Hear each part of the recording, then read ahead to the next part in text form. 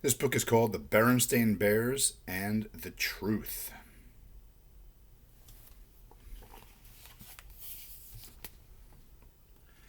It was a lazy sort of day in bear country. The air was so still that the leaves on the big treehouse where the bear family lived were hardly rustling. Except in the beehive where the bees were always busy, nothing much seemed to be happening. It was the sort of day that sometimes leads to mischief. Inside the treehouse, Brother and Sister Bear were sitting around, not doing anything in particular.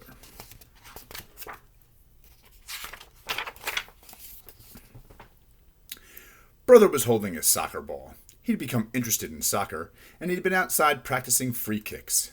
Sister was relaxing in an easy chair, thinking about what to do next. Neither Papa nor Mama Bear was home. Papa was in his shop working on some furniture, and Mama was out shopping.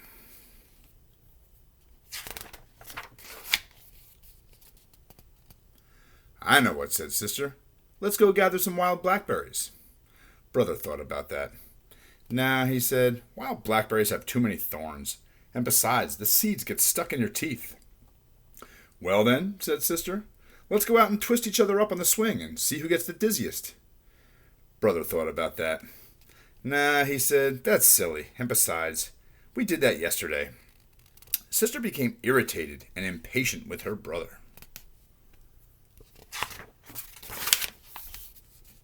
"My goodness," she complained, "you don't want to do anything. All you want to do is sit there and hug that soccer ball. I think you must be in love with that soccer ball." "I am not," protested Brother, "but I'll tell you something. I bet you I can dribble this ball past you." Brother was a pretty good soccer player and a very good dribbler, but so was Sister.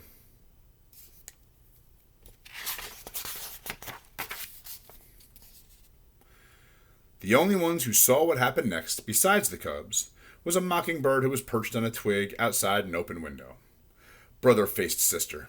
The ball was on the floor between them. First, Brother moved the ball with his right foot, then with his left, trying to trick Sister out of position. Then, as quick as a flash, he gave the ball a sharp kick with his right. It almost worked. But Sister was fast too. She reached out with her knee and blocked the ball, which bounced against the bookshelf, against the chair, against the footstool, and into Mama's most favorite lamp, which fell to the floor with a crash. The mockingbird let out a screech and got out of there as fast as its wings could carry it. As it flew away, it saw Mama Bear returning home from the marketplace. Now, the bear family had some house rules, just as any family has. One was no honey eating in bed. Another was no tracking mud on the clean floors. And another was no ball playing in the house. What to do? Brother looked at Sister. Sister looked at Brother. They both looked at the broken lamp, and they both listened in horror as Mama came up the front steps and into the house. All Brother had time to do before Mama came into the room was roll the ball behind Papa's chair.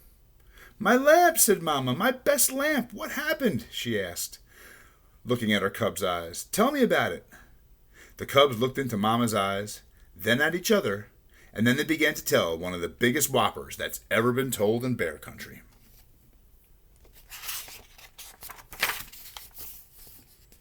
"It was a bird," began Brother. "Yes," added Sister, "a big purple bird with yellow feet." "And green wing tips," added Brother. "And funny-looking red feathers sticking out of its head," said Sister, as a finishing touch. As most lies do, the purple bird whopper got bigger and bigger and bigger. "Yes," continued the cubs, "and it flew in that window, zoomed around the room, and knocked over the lamp." As Mama Bear was looking down at the broken lamp with a sad expression on her face, Papa Bear came in from his shop. The cubs began to tell him the story of the big bird that flew in the window and broke the lamp. It was harder to tell the second time. For one thing, they couldn't quite remember how they told it the first time. "You've got me confused," said Papa. "Was it a purple bird with green wingtips and yellow feet? Or a yellow bird with purple wingtips and green feet?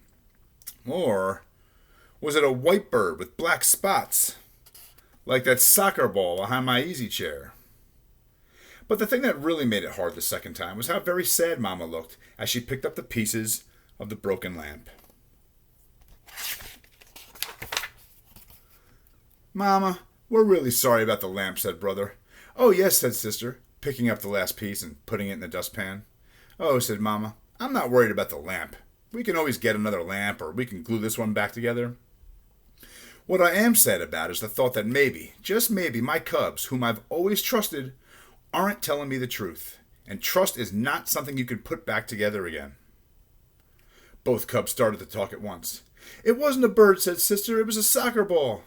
"And it was all my fault," shouted Brother. "It was just as much my fault," shouted Sister. But they were both shouted down by the phone, which rang loudly.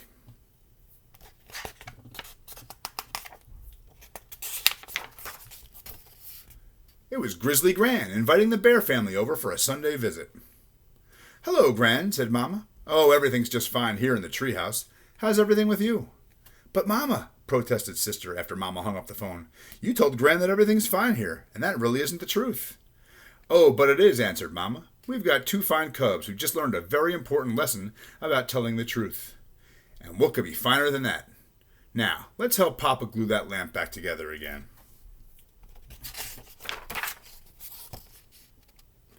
Nobody really expects cubs to be perfect, and from time to time Brother and Sister Bear did forget the rules. Brother ate honey in bed a couple times. One time Sister tracked a little mud on the clean floor. And once or twice Brother and Sister started to play ball in the house before they remembered not to. But they never again told the Whopper, because trust is one thing that you can't put back together once it's broken.